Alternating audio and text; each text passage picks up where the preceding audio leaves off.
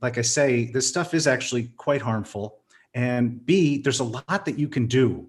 Even though we live in a world where we're surrounded by a massive and growing number of sources of EMF in our environment, there is a lot that people can do to take control over their exposures, to really get them down and reduce their health risks. Have you been worried about EMFs? Or maybe you haven't even considered the impact that the electromagnetic field around you can impact your health and overall well being?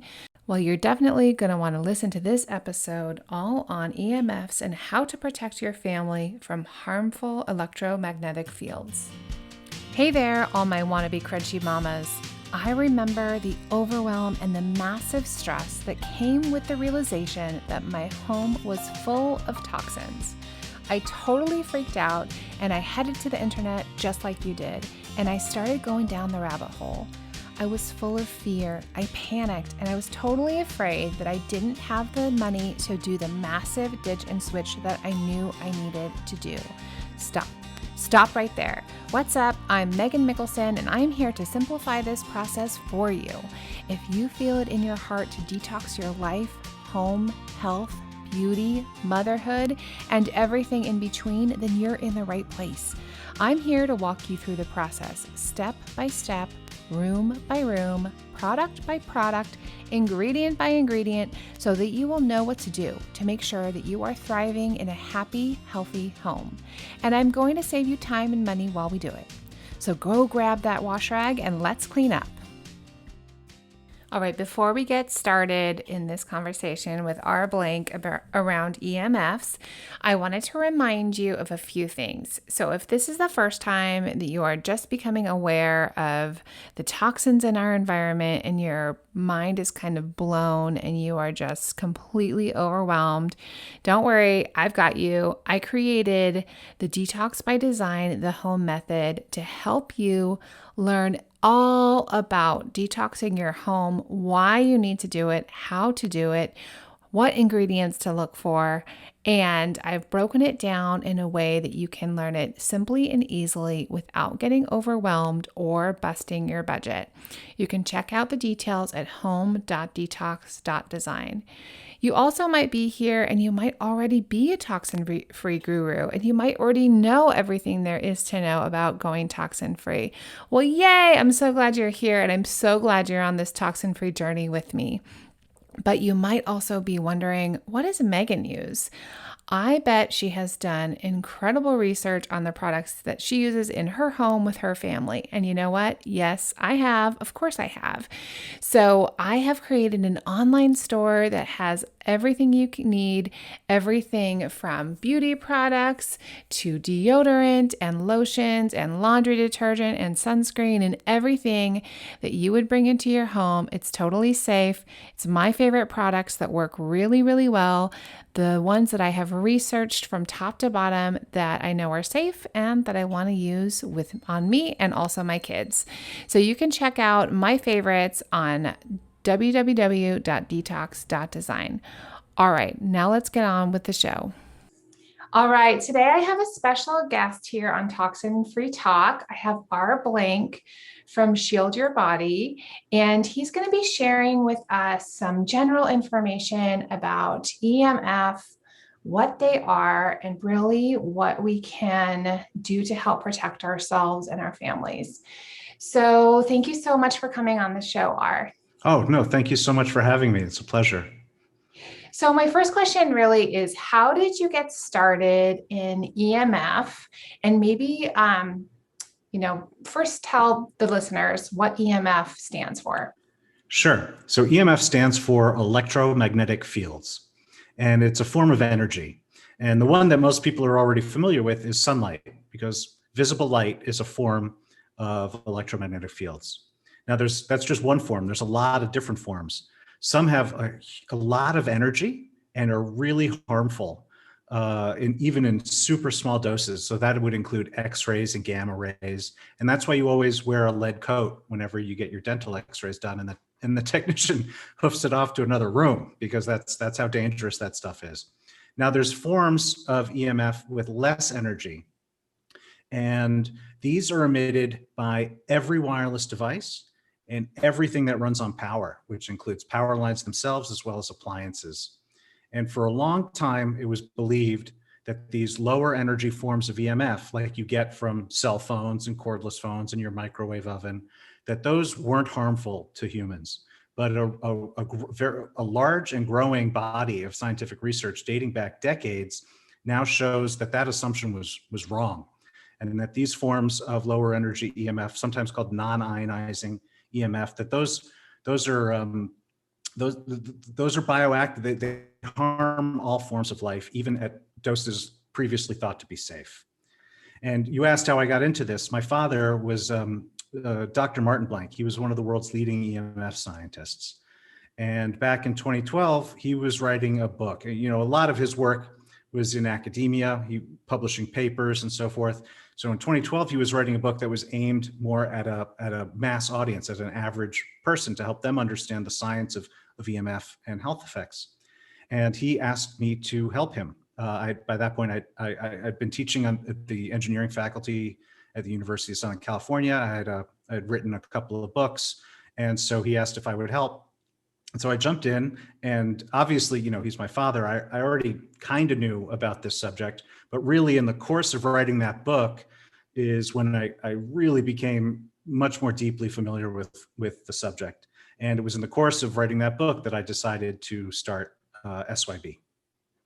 Yeah, so thank you for all of that. Super helpful. And I think that for me personally, EMF is something that I have known about, and it's overwhelming because it's kind of like this thing I haven't really dove in and studied, because I've really been focused on other ways we are impacted by our environment.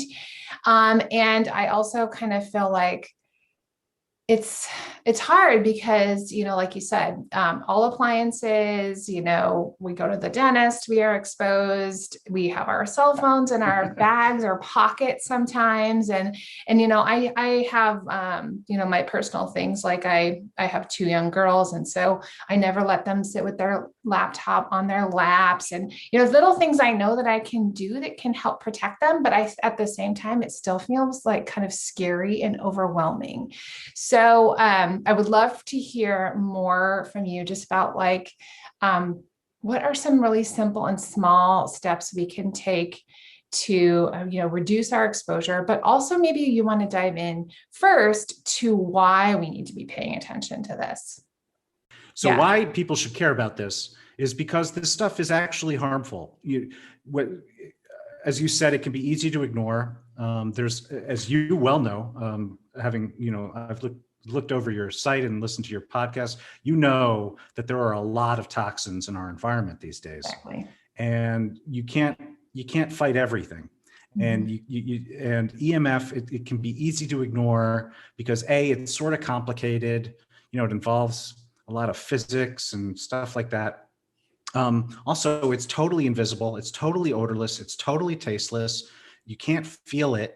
And so it's easy to ignore, but people shouldn't ignore it because like I say, this stuff is actually quite harmful. And B, there's a lot that you can do.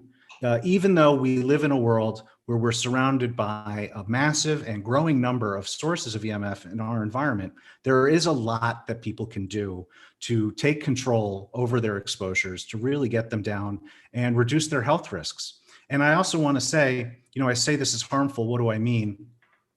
The body of science on EMF health effects is quite large at this point, and it really shows health effects across almost every one of our systems in our body. And that is because, I mean, there's a few reasons, but one is some of the strongest science shows how EMF can harm and even destroy DNA. And DNA is in every cell in our body, which means every system in our body is impacted by this.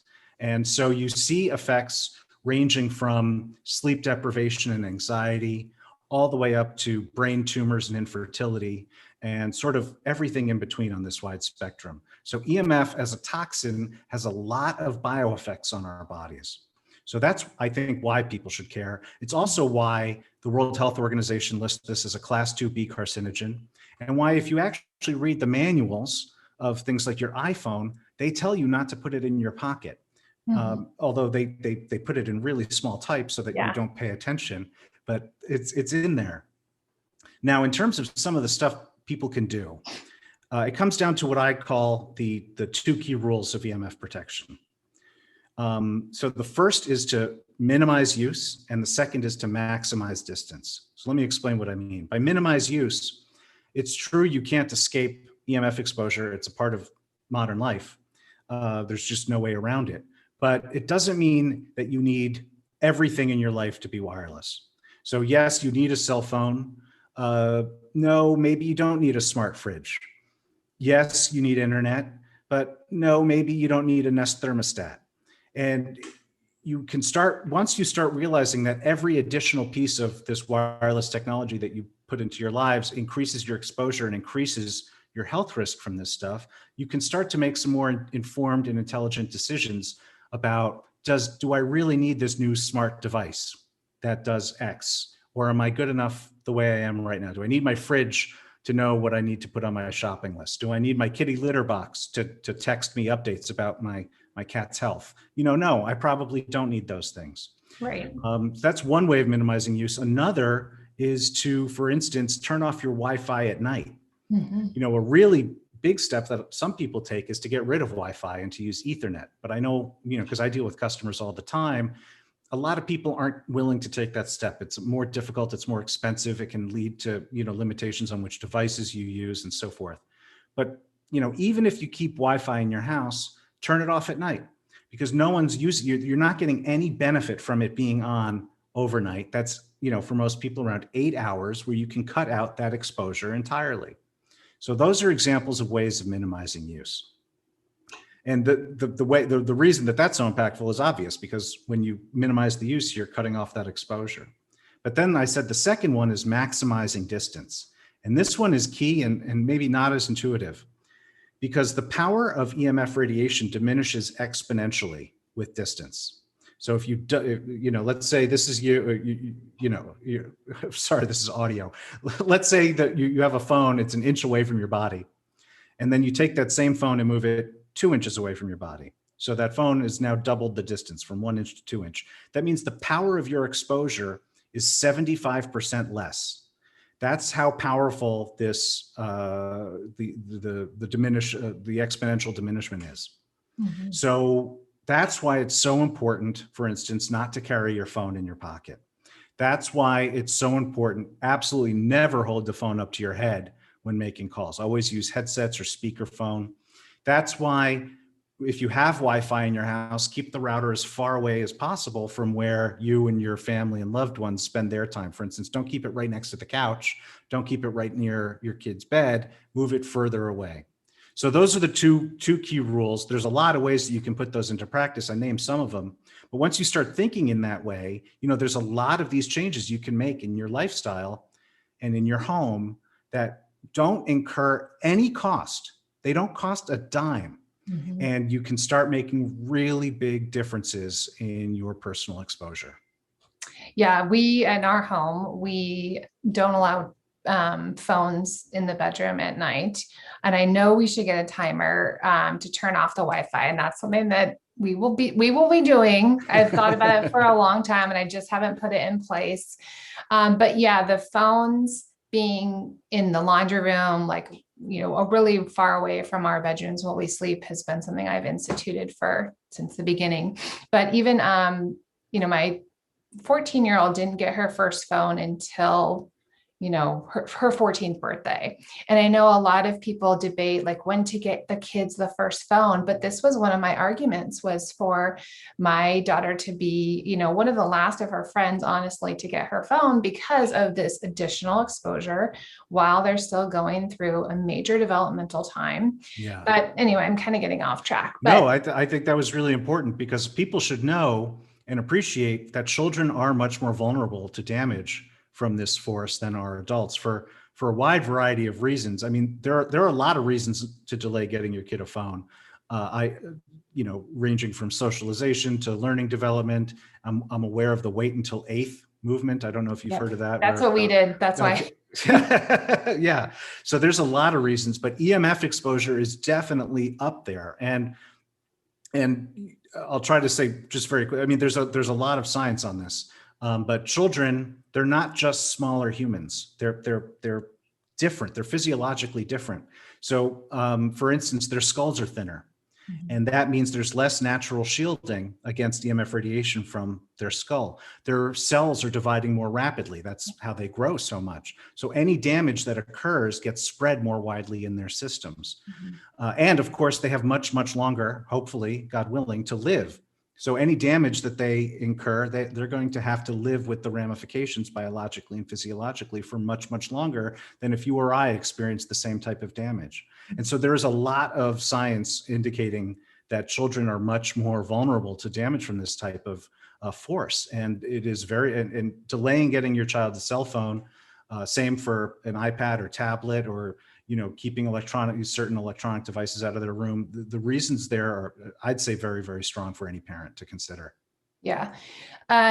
One quick question. Do you think that it makes a difference to put it on airplane mode while it's in your room? Because like I read with my iPad, but I always make sure it's on airplane mode. And, sometimes, I have a Peloton in my bedroom. Again, I turn off the Wi-Fi, when I'm not using it, because I don't want it just collecting the energy while it's in my room. No, it makes a huge difference to enable airplane mode. And I myself, I work with several people who recommend against this, but I read with a Kindle in bed because I love my Kindle. It's so much better way to experience reading for me. But I always have it in airplane mode when I'm using it, unless I'm actually downloading a new book. Yeah. And when you turn your device, any device, into airplane mode, it cuts off the wireless EMF entirely. There'll still be very, very, very low levels of emissions just because of the battery and the circuits and so forth. But overall, you are making a massive reduction in the emissions from your device when it's in airplane mode. So I always recommend that people turn their phones into airplane mode when they're not needed. When they don't need connectivity. Also, it's, I said earlier not to carry your phone in your pocket. Turning your phone into airplane mode makes it basically safe to carry your phone in your pocket. So airplane mode is a very powerful tool. Yeah, that makes me feel better, because I thought that was the case, but I wasn't sure. I really like how you brought in, just thinking about, is this technology something I need? And I think about that with like the Apple Watch or AirPods, and things like that. I've thought that about AirPods, and I've done a tiny little bit of research. And for me, I decided it wasn't a route I wanted to go. I'm okay with the wire, because there's got to be something with those tiny little things in your ear and how close it is to your head. Again, I always use speakerphone. I never put my phone up to my ear. So what do you know about AirPods and like other little things like that are becoming so popular, but do we really need them? Well, I would say no, you don't really need them. The one use case where, a lot of people have told me this is where they really like using their Bluetooth is during workouts, because if they're running or if they're lifting weights, not having these wires all around them. And so that's one use case where I know a lot of people see value, even if they're, but beyond that, you have to realize, so AirPods use Bluetooth. Bluetooth is the same type of radiation as Wi-Fi. It's a little less powerful because Bluetooth doesn't need to travel as far, but AirPods are actually, there's three levels of Bluetooth. AirPods are the most powerful, but the fact is you're taking a source of this type of EMF radiation, you're putting it, as you said, right next to your brain. And not only are you putting it right next to your brain, you're putting it right next to your brain in a part of your head where there's no skull separating it from, because it goes right through the ear canal. There's no skull between there and your brain. And as I said earlier, the skull provides some natural degree of shielding. But what's even worse, in my opinion, is the duration, right? Because people, as I've seen, because Bluetooth, I know AirPods have made it much more popular, but Bluetooth headsets have been around for a long time, and people just keep them in their head. Even if they're not actively using them, they just kind of keep them there so they can be like from Star Trek, and someone calls them and they just tap their ear and, beam me up or whatever. But that's all speaks to the length of the exposure. And even if it's not as powerful as holding a cell phone up to your head, It's still harmful, and you're holding it in that position for such an extended period of time. And people need to understand, your audience, hopefully this will help. This stuff is released without any long-term testing into human health, right? It's not like they took a pair of AirPods and they went to a lab and they tested a bunch of people with them for 10 years and people without them for 10 years and saw what the incidence of brain tumors was. They don't do that type of testing because it would be unethical to give humans cancer in a lab. But B, cancers and other diseases like that take decades to form. And so we are the laboratory. The consumers are the test subjects. And that's how we will see in time what the actual health effects that manifest are. But the science right now is strong enough to show that there's every reason to believe that this stuff adds to your cumulative health risk from EMF exposure. I think the other thing too is that I don't know that they're going to be able to delineate between people that use, AirPods and eat a healthy diet versus people that don't, 15, 20, 25 years down the road when someone ends up having some sort of cancer. Yeah. And, even if they, I wish we could have studies that were that, specific, but that's just not going to happen. It's hard. Yeah. And I agree with you that it's same with other toxins too. It's like, we are the testing ground right now. And, it's unfortunate, but that's just the way it is. Yeah. But it is hard to do that type of epidemiology, which is the study of populations, incidence of things in population like disease. But there are some studies that go into that. So and it's not about Bluetooth specifically, but it's about cordless and cell phones. It was published in 2007 out of Europe by Leonard Hardell. And it had a lot of data. He surveyed thousands of subjects based off of their cell phone and cordless phone use. And I'll just give you, one of the findings from that study, which is those who began using cell phones or cordless phones before the age of 20 had a 400% increased risk of forming a brain tumor on the side of the head where they used their phone. That's a 4 times greater risk. And that's true even if they stopped using their phone at the age of 20, right? Because these impacts are based off of cumulative use, not just if you're still using it today. So it is difficult. It's really difficult to do that kind of science cleanly, but there have been studies that do those types of investigations, and we do have results that are very worrisome. Yeah. Well, and if you think about the fact that, my daughter who's 14 said, well, Mom, when did you get your first phone? And I was like, well, I think I was in my young 20s because they weren't invented yet. Yeah. And so I think that we will be seeing an increased risk just because we will have more people using these technologies for longer periods of time, but we're just not there yet because really a lot of these technologies are so new. Yeah. No, it's true. And again, the effects are cumulative. So it's going to be, yes, holding AirPods is bad for you, but maybe now you've also started the Apple Watch and you added a dual band Wi-Fi router and you got a 5G phone and et cetera, et cetera, et cetera. So it's not just that it's going to take time to see what the AirPods do. It's in that same time, the number of our exposures just keep growing and growing and growing. Mm-hmm, mm-hmm. So any tips, let's just talk about the cell phone quickly. So distance, Yes. and time, right? But is there anything else that would be helpful? Like I've done a little bit of research on specific covers or those sorts of things. Do those work? Well, they can. I mean, so my company, Shield Your Body, we make products that are based off of EMF shielding technology. This stuff has been around for 200 years. It's universally accepted science. Some of your listeners may have heard of the term Faraday cage.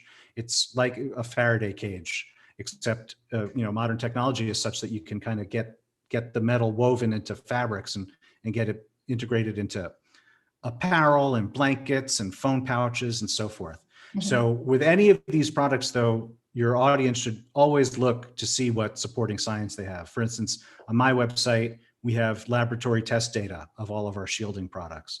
But so EMF shielding is not only does it work and you can have it tested, you can test it yourself with certain meters that you can buy and see the results for yourself. So yes, these products can work.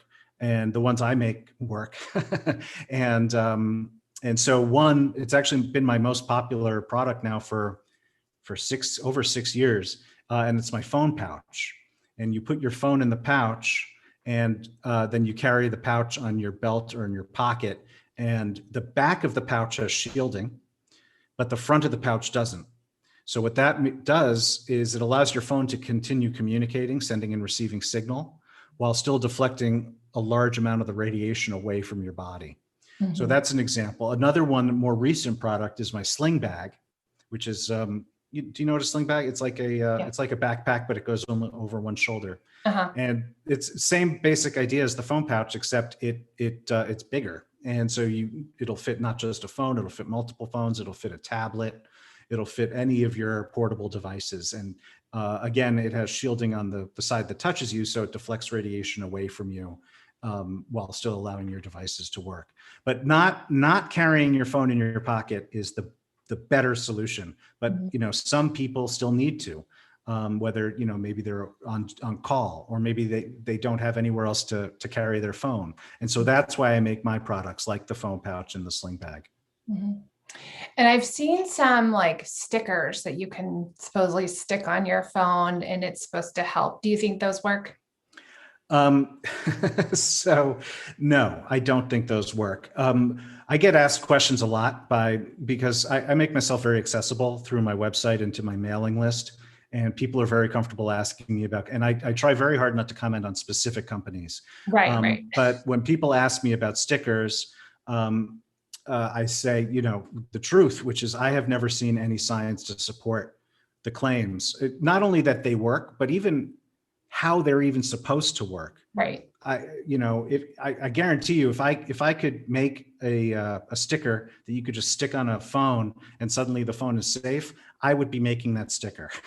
But I have not seen any science that would explain the function of those products. And that I really think it's important for people to, if you're interested in EMF protection products, to actually do a little bit of research, because it's a totally unregulated market and there's a lot of specious claims out there. And so it's really important to look at what you're buying. What does it claim to do? What data does it have to support its claims? And before making any purchases. And again, my company, Shield Your Body, we have all of that information posted and we even show people how they can test for themselves at home.